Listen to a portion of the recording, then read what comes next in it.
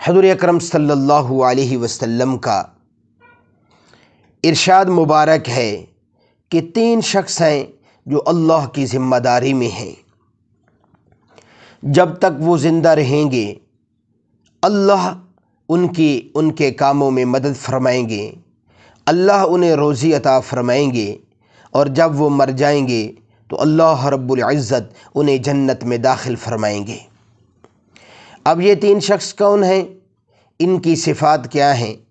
ذرا توجہ سے سنیے اور کوشش کیجیے کہ اللہ ہمیں بھی وہ 3 شخص بنا لے اور ہمارے اندر بھی وہ صفات آ جائیں، تاکہ ہم بھی اللہ کی ذمہ داری میں آ جائیں اور ہمارے کاموں میں بھی اللہ کی مدد شامل ہو، اور اللہ رب العزت ہمیں بھی روزی عطا فرمائیں اور ہمیں بھی جنت میں داخلہ عطا فرما دیں۔ تو نمبر 1 شخص وہ ہے جو گھر میں داخل ہوتا ہے تو گھر والوں کو سلام کہتا ہے، السلام علیکم، السلام علیکم۔ اور نمبر 2 شخص، اس کا آنا جانا مسجد میں لگا رہتا ہے، یعنی وہ 5 وقت کا پابندی کے ساتھ نماز پڑھنے والا نمازی ہے۔ وہ سیزن کا نمازی نہیں ہے کہ جمعوں کو نماز کے لیے چلا گیا، روزوں میں نماز کے لیے چلا گیا، یا عید پر نماز پر چلا گیا، یا جنازے میں شریک ہو گیا، نہیں، بلکہ وہ 5 وقت کی نماز کا پابندی کا عادی ہے۔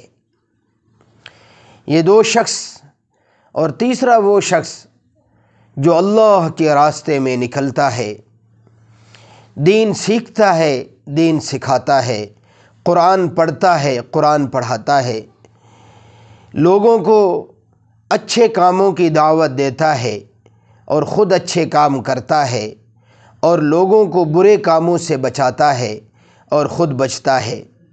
تو میرے دوستو، یہ 3 شخص اللہ کی ذمہ داری میں ہیں۔ اللہ ان کو اپنے خزانوں سے رزق دے گا، کسی کا محتاج نہیں فرمائیں گے۔ ہاں، اللہ اپنے خزانوں سے رزق عطا فرمائیں گے، اور اللہ ان کے کاموں میں ان کی مدد فرمائیں گے۔ یہ اللہ کی ذمہ داری ہے، یہ اللہ کا وعدہ ہے۔ اور صرف صفات کیا ہیں؟ 3 صفات ہیں، ان کو اپنانا کوئی مشکل نہیں ہے میرے دوستو۔ اس لیے آج سے یہ وعدہ کر لیں کہ انشاءاللہ جب بھی ہم اپنے گھروں میں داخل ہوں گے تو السلام علیکم کی صدا گونجے گی، اور نمازیں پڑھیں گے، خود بھی پڑھیں گے، دوسروں کو بھی کہیں گے، دوسرے دوستوں کو، گھر والوں کو دعوت دیں گے، اور خود بھی اللہ کے راستے میں نکلیں گے اور دوسروں کو نکالنے کی ترغیب دیں گے۔